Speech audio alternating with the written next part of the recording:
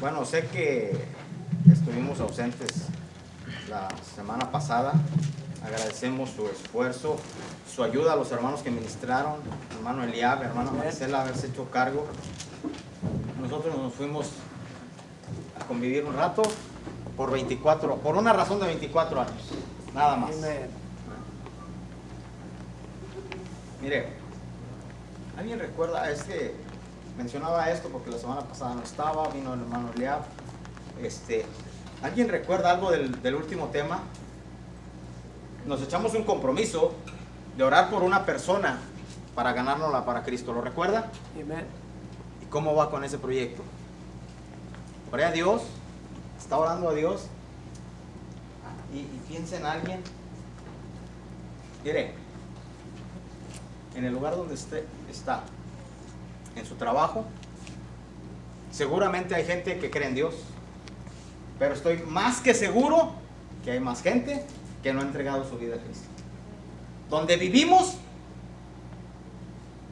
ahí puede haber, es más, en la misma casa puede haber alguien que no ha rendido su vida a Cristo. Amen. Amén. Y es que ya ha llegado el tiempo de verdad. Me gustaba una frase que mi hermana Maricela usaba en la oración. Decía que es tiempo, me corrige hermana si me equivoco, pero algo así dijo: no es tiempo de estarnos preparando para encontrar al Señor, es tiempo de estar preparados. Gracias, hermano. Y tenemos que estar despiertos y tenemos que estar al alba, porque el tiempo se está acabando. Amen. El tiempo ya está. Mira, ahorita traemos el pitote de la vacuna. Hace días hubo necesidad de evacuar en algún lugar y solamente evacuaron los que estaban vacunados. Y la gente con temor me ha preguntado: ¿esa es la marca del anticristo? Y yo les digo: no es. No, pero es que mira que no, espérate, no es. Cuando yo llegué a este país hace 10 años, se empezó a hablar de un chip. Amen. Y mucha gente y muchos creyentes estaban con miedo y me preguntaron: ¿es eso? ¿También es? Dijo, y les dije, ahí fue la primera vez que me preguntaron. No es. Y fíjate, al paso de 10 años aparece esta vacuna, pero las dos son un prototipo para que la gente sin Cristo, usted no está haciendo planes para eso, para que la gente sin Cristo se vaya metiendo en la cabeza que va a tener que necesidad de ponerse esa marca. Es un prototipo. Entonces, así es que esto y mira, a 10 años de diferencia, hablando de números, 10 años. ¿Se le hacen pocos, se le hacen mucho? Pocos.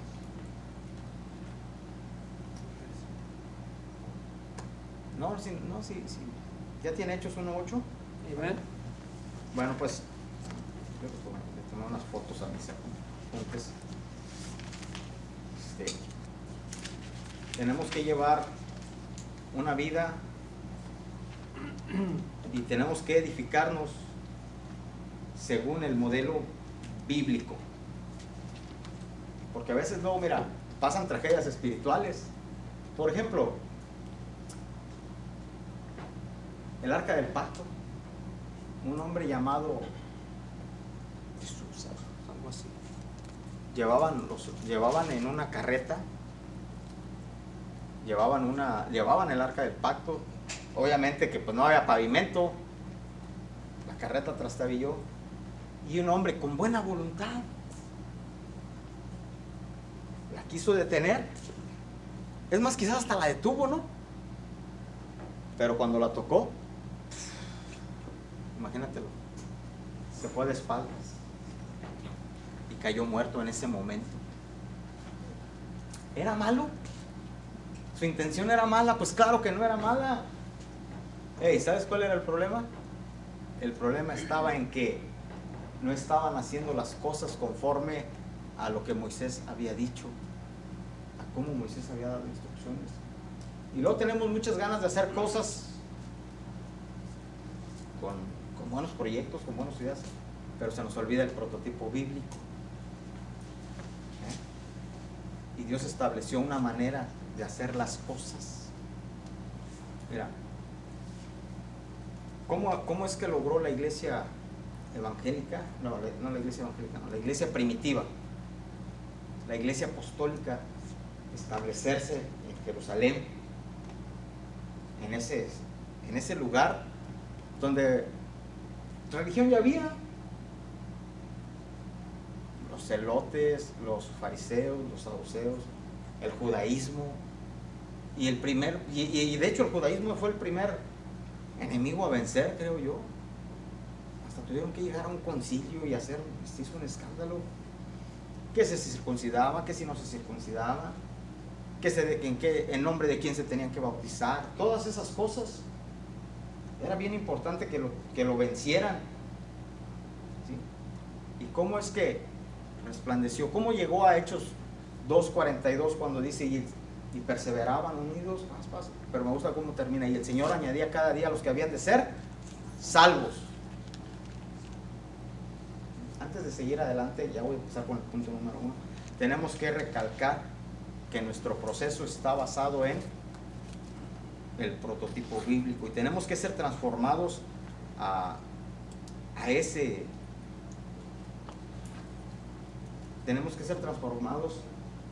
proceso.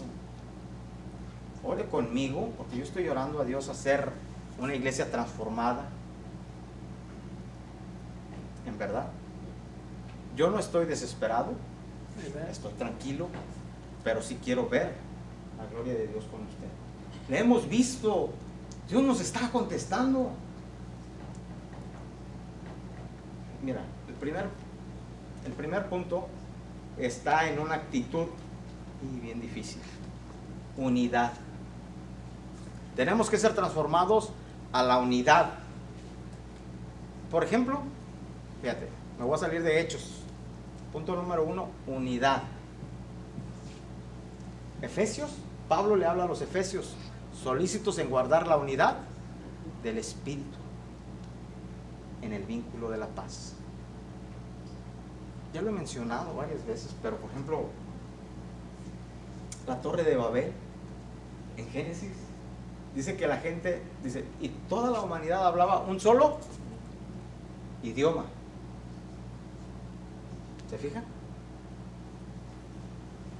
Y se pusieron de acuerdo en un solo sentir: hagamos una torre que llegue hasta el cielo. Y eso lo ve Dios y dice: estos tienen un solo idioma y un solo sentir, hasta un solo propósito. ¿Era malo eso? Pues claro, porque no le agradó. Pero ¿qué sacamos lo bueno de ahí?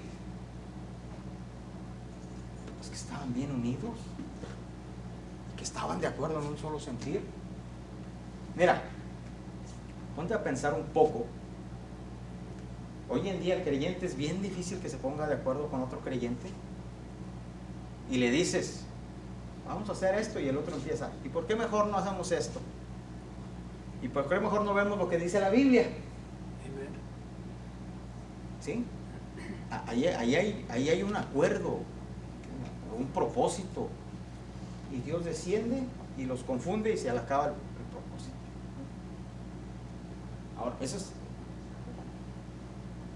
Y ya para que Dios haya intervenido, quería decir que cuando el ser humano habla un solo sentir, habla un solo idioma, con un solo propósito, se cumple.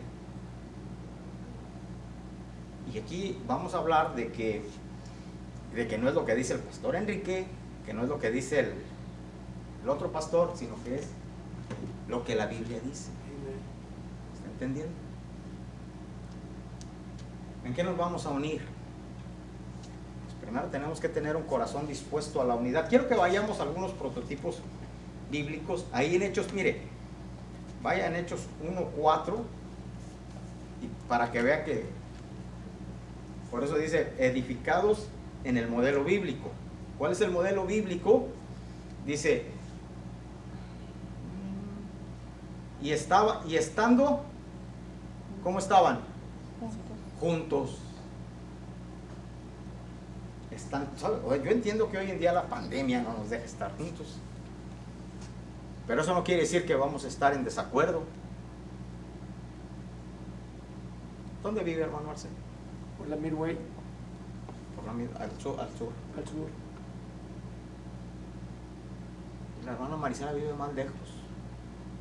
En las Salinas, ¿verdad, hermano? ¿Cuánto habrá de diferencia ahí? Tan solo de Midway a Salinas. ¿Una milla? Como 2 millas. Como 2 millas. Y nosotros vivimos más lejos por Valverde. Wow.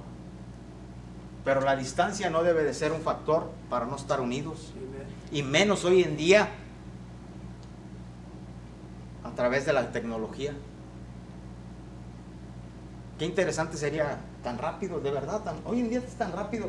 Imagínate, yo viví las dos etapas, van a decir, cuando hoy en día tengo contacto con familiares que ni siquiera los hacían en el mundo.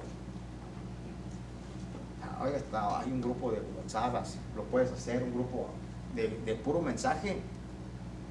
Resulta que su abuelo nos llegó una carta con fecha de julio 10 o 12, algo así. Les aviso que mi papá murió. La carta, ¿sabes qué? Llegó en septiembre y coincidió que yo andaba paseando, pues, me llevaban a pasear a escasos, a otro ejido del mismo municipio donde murió el hermano de mi abuelo. Hoy en día agarras una aplicación, la que sea, y al instante le avisas a un hermano, estoy pasando por esto, ¿puedes orar por mí? Eso se llama disposición a la unidad. Oye, de verdad, hoy en día es tan fácil, es más, tan fácil que no hay pretexto para estar ahí. Quiero que vaya al verso 6. ¿Qué dice juntos? Hay palabras claves, sinónimos, pero son claves. Verso 6. Entonces los que se habían, ¿qué? Reunido. El punto principal es unidad, juntos, reunidos. Ya consultaron algo. Ahora quiero que vaya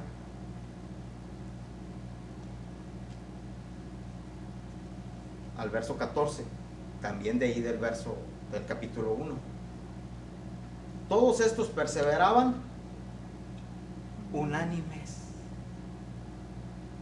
Mira,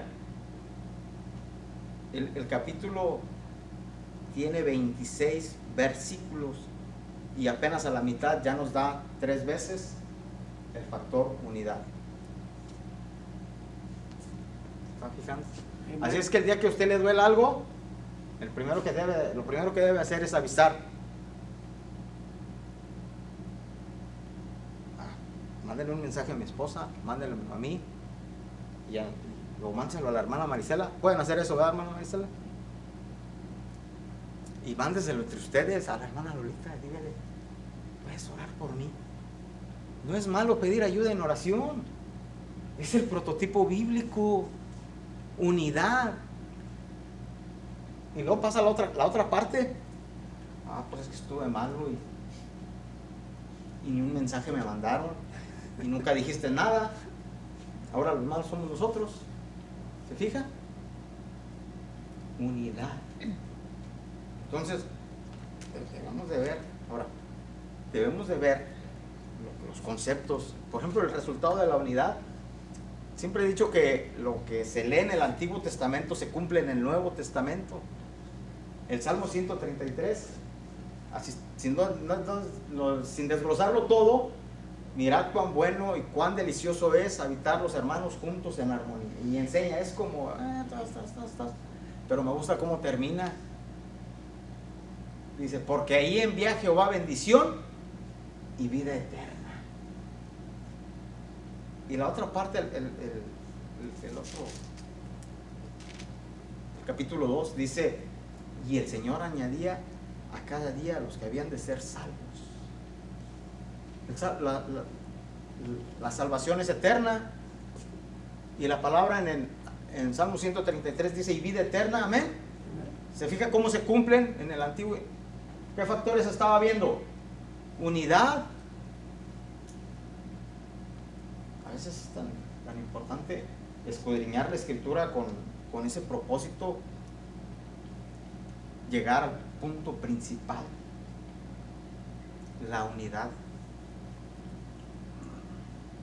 Imagínate que una ocasión pasó en un aspecto muy importante, una persona endemoniada, de verdad. Y yo veía cómo estaba en la parte de atrás, y el pastor Tomás dijo así: Eustolia, Sergio, Baldomero, Juan Antonio, arreglen ese problema. No, yo estaba allá atrás.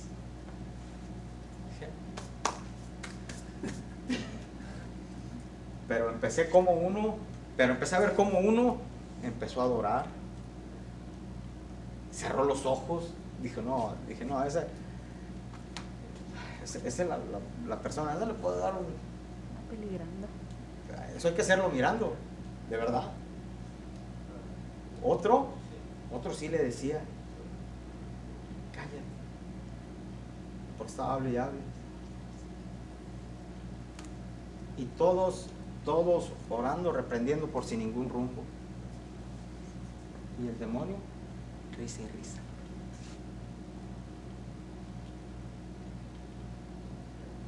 Y así se ríe el diablo cuando nosotros dejamos a alguien, cuando no oramos por alguien. Así se ríe de nosotros. ¿Usted cree que eso es agradable? Claro que no. Hasta que se tuvo que bajar el pastor Tomás y les dijo, esto es así, en el nombre de Jesús, vete. Y empezó a aplicar. Otro empezó a orar por la sangre de Cristo, le aplicó la sangre de Cristo, y el demonio dijo, me quema. Pues, ¿quién les dijo que la sangre de Cristo es para?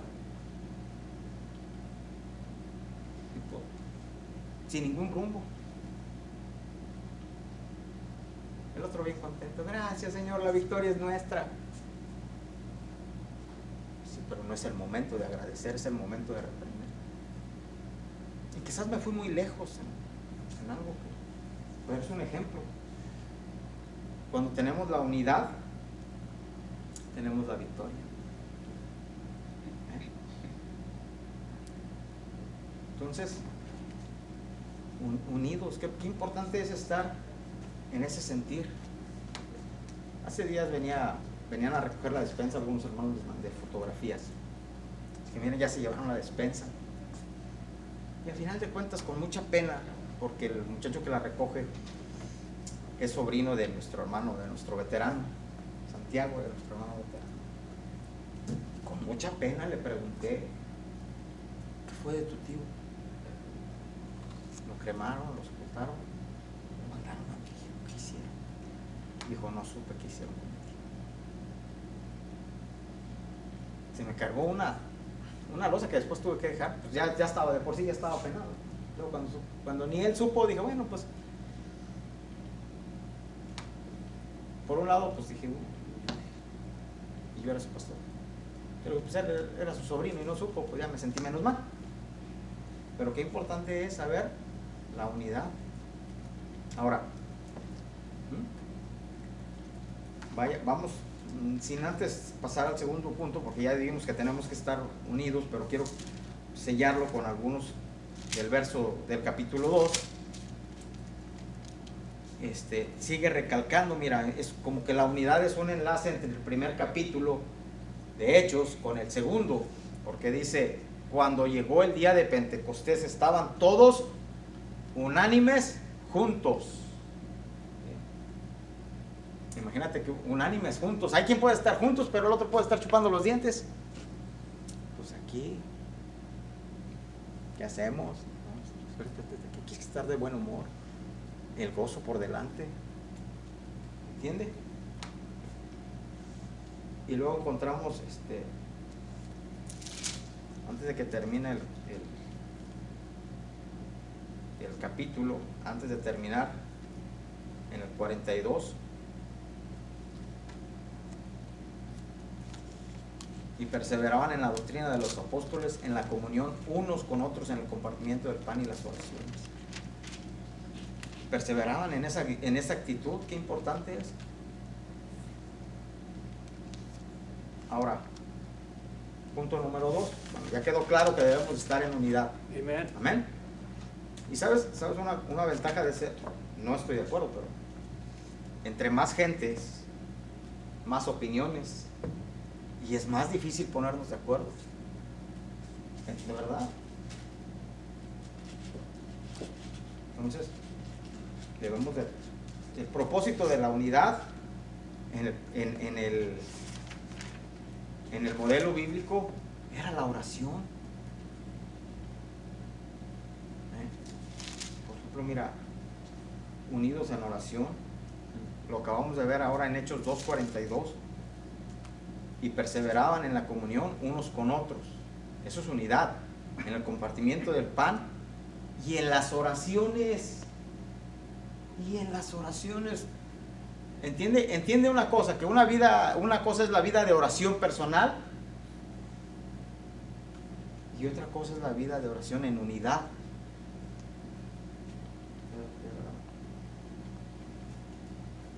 A veces es tan importante, y yo ya lo experimenté, porque no todos no me lo han aceptado. Yo le hablo casi todos los días al hermano. ¿Cómo va, hermano? Así. A veces me da santo y seña de su día. Y yo le pregunto, ¿comió? Y hay veces que me dice, no comí, tragué. Así me dice. Y a veces me dice, hermano, en blanco no ando, me comí eso. A veces come poco. Bueno, y ya me dice, ¿y a usted cómo le fue? No, pues así, ya, déjeme orar por usted, hermano. Y hago una oración. Mira, yo lo intenté con otras personas, gracias a Dios el hermano me atiende todos los días. Pero a otras personas les he mandado mensajes, espérame, estoy ocupado, te regreso la llamada, ¿no? Y ya no hablan. Pero el que anhela, a veces me dice, espérame, estoy ocupado. Pero luego enseguida me regresa la llamada. Y ya entonces, ¿sabes qué? Déjeme orar por usted. No, pues yo hablo para orar por usted, hermano. Hemos perseverado en la oración y Dios nos está contestando. Aquí está un claro ejemplo que estamos viviendo. ¿Cuánto tiempo tienen este proceso, hermano? ¿Octubre? Noviembre, diciembre, enero, febrero, marzo, abril, 5 meses. Con todo respeto, ¿alguien más le ha hablado al hermano alguna vez? ¿Verdad que no? Entonces, ¿sabe qué? Pídale el teléfono, y si no le quiere hablar todos los días, háblele una vez. ¿Cómo va a ser, hermano? Yo a veces me detengo con las hermanas. Hoy en día la hermana Rosalinda no está bien de salud, pero le digo a mi esposa, mándale un mensaje. Si no le puedes hablar, mándale un mensaje, que ella sienta que tenemos un interés en su persona. Tú puedes estar diciendo, no es lo mismo, mira, tú puedes estar diciendo, voy a orar por una persona, qué bueno que oras por ella, pero esta persona siempre se va a sentir mejor cuando oras con ella. Y eso es, mira, le levanta el ánimo, la fortaleces. Amén. Vence esa barrera del, ay, sí, le voy a decir que estoy orando por él. Pues qué bueno que oras por él, pero ora con él. Y pon en práctica el prototipo bíblico, que estaban unánimes en oración. Y el creyente en realidad ha menospreciado los resultados y el fruto de la oración. ¿Por qué te digo esto? Porque yo oigo gente decir, ayúdame de perdido a orar, como que si fuera lo último que podemos hacer, o como si fuera lo último que trae resultados. Ay, aunque sea orar. Y yo me quedo así, ¿cómo? ¿Por qué usan esa frase? Ay, ayúdame aunque sea orar. No, espérate. Si la Biblia da testimonio de que la oración del justo puede mucho. Pero ¿cómo? Si no llegamos a la oración. ¿De verdad? Un dato. El que ora, se le nota. Llega un problema, pero como está en constante comunión en oración con Dios, me pasó esto, voy a seguir orando. Y el que no ora, le llega el problema y anda desesperado que no encuentra la puerta, pues no tiene la paz de la comunión con Dios. Ya anda. Se le ven, bueno, ya ni decirlo en el ministerio, la oración, ya. El que no ora se le nota, el ministro que no ora se le nota. Y al que ora, pues, se le nota. Así es que lleve una vida de oración, porque de todos modos se le va a notar. Si ora o no ora, se le va a notar. Entonces, pero luego tiene que llevar su vida en oración para entender. Ahora, hace unos miércoles para atrás en la oración, siempre les digo, me fue muy bien esta vez. El pastor Marvin me encuentra, pues todos los días lo veo. Me dice el miércoles, ¿enseñas en la tarde? Y yo le dije, sí. Bueno. No, pues a veces me habla a las 4 de la tarde, ¿vas a ir a las 6? ¿Puedes enseñar? Sí. Por eso les digo, me fue bien. Y a veces, y esta vez enseñé que el propósito de la oración sea para venir a estar con el Señor. No es malo que traigamos nuestras peticiones, no es malo, pero ¿sabes qué es lo malo? Que venimos al altar y todo el tiempo es, Señor, ayúdame, susténtame, nos convertimos en los hijos del Señor, susténtame, ayúdame, provéeme, y todo termina en y se nos olvida en venir y decir, Señor, gracias. Y que el propósito, ahora sí, que el propósito de la oración sea adorar a Dios, sea conocerle a Dios. Quiero que vaya a San Juan 17:3, ahí poquito atrás. Voy a leer desde el primero. Dice, estas cosas habló Jesús y levantando los ojos al cielo dijo, Padre, la hora ha llegado, glorifica a tu Hijo, para que también tu Hijo te glorifique a ti, como le has dado potestad sobre toda carne, para que dé vida eterna a los que me diste. Y esta es la vida eterna, que te conozcan a ti, el único Dios verdadero, y a Jesucristo, quien has enviado. Mira, qué importante es llegar con este propósito a la oración, para venir y conocer a Dios, porque esa es la vida eterna. Porque la gente luego se clava que quiere la vida eterna, pero no quiere conocer a Dios. Quieren la vida eterna, pero no quieren el Salvador. Ya creo en Dios.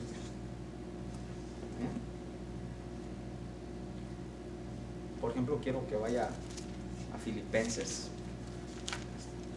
más adelante.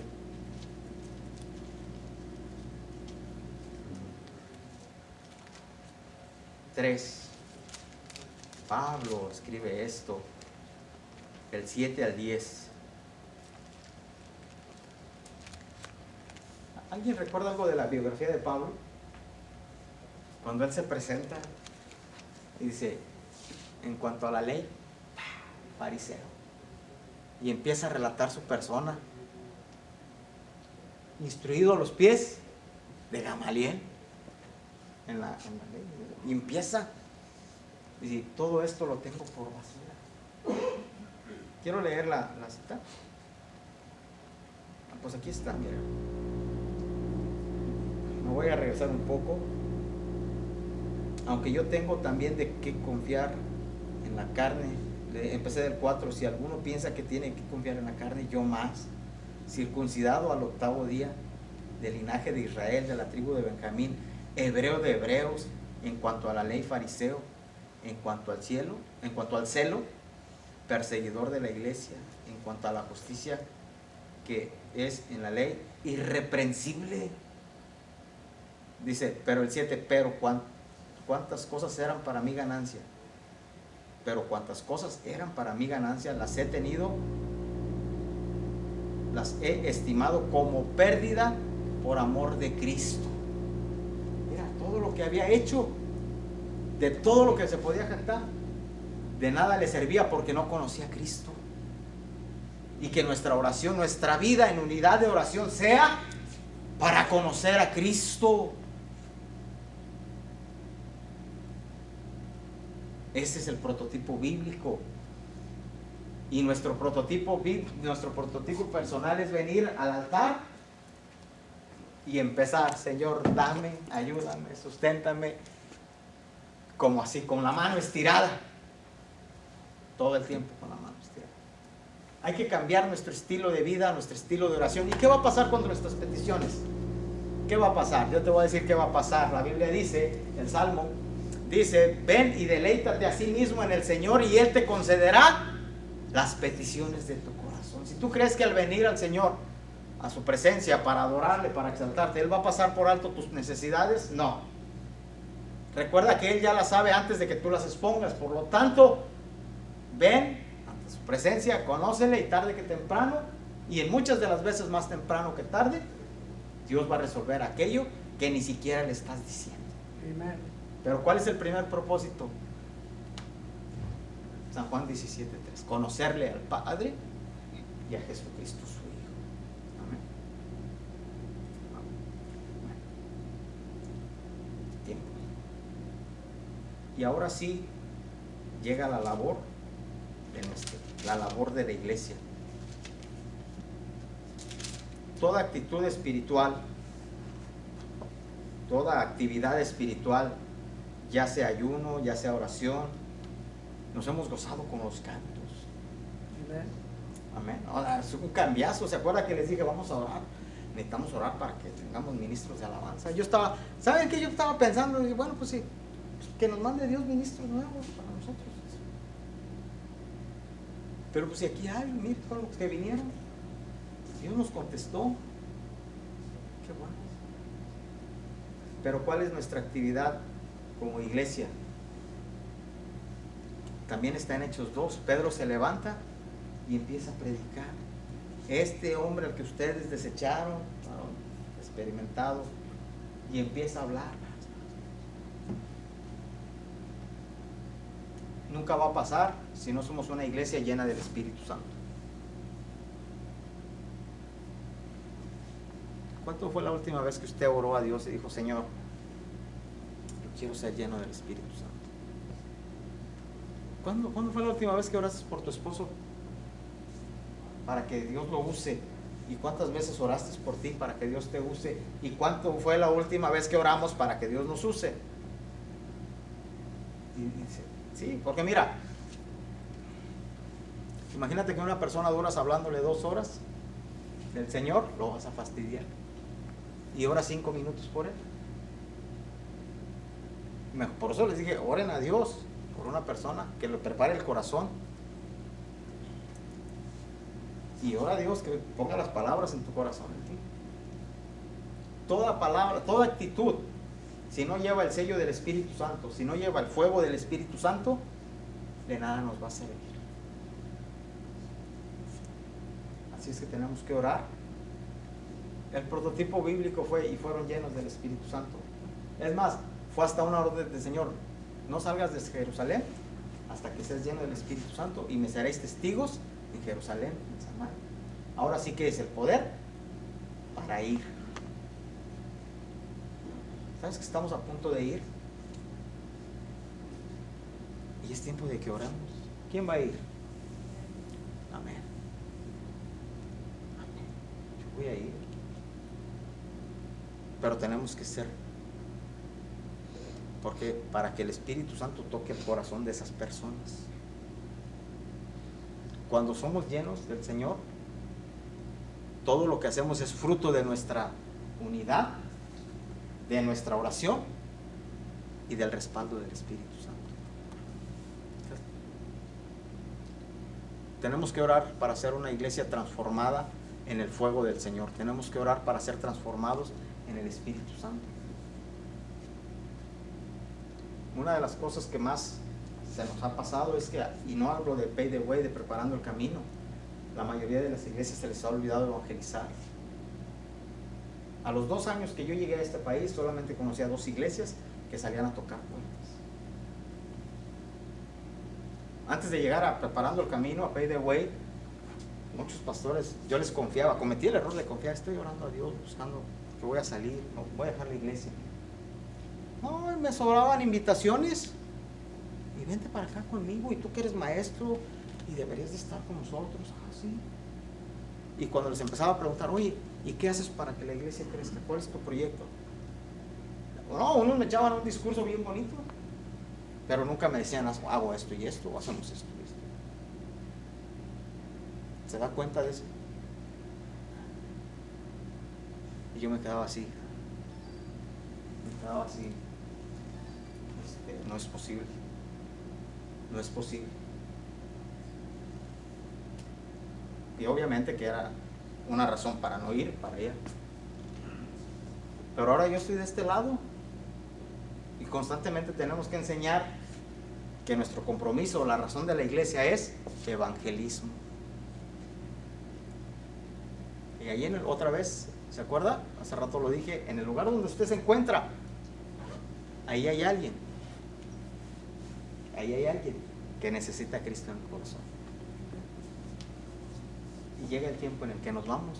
De una mano agárrese del Señor y de la otra agarre a alguien y dígale, vente, vámonos, Cristo viene. ¿Quiere estar de pie? Y ore para que Dios nos selle con su Espíritu Santo, nos llene. Y vino un viento, ¿sí? Cuando llegó el día de Pentecostés, estaban unánimes y de repente vino el viento del cielo en un estruendo como de un viento recio que soplaba, el cual llenó toda la casa donde estaban sentados. Amén. Esos dos, 1 y 2. Así es que no es con espada, no es con ejército, es su Espíritu Santo en nosotros. Llévese esta palabra con temor y busque el fuego del Señor. Imagínate, esto es una mala ilustración, pero si le echan gasolina a una persona y le pintas un cerillo, ¿a poco se va a quedar quieto? Va a buscar cómo apagarse. Imagínate que estás lleno del Señor, no te vas a quedar, pues del fuego del Señor, no te vas a quedar con las manos cruzadas, sino que vas a llevar ese fuego a los demás. Ese es a donde quiero llegar con ustedes. Y ni siquiera es una palabra mía, esto es del Señor, es el prototipo, estamos siendo edificados en el prototipo bíblico. Amén. Buen Dios y Padre, en el nombre de tu Hijo amado Jesús, te damos gracias por esta palabra, un prototipo bíblico. En el nombre de Jesús te ruego que se quede en mi corazón, en el corazón de mis hermanos, en las personas aquellas que llegará esta transmisión. En el nombre de Jesús también te pido, Señor, que nos despiertes en esto que le podemos llamar la madrugada de tu venida. En el nombre de tu Hijo amado Jesús. Amén. Gloria a Dios. Pásenle, hermanos.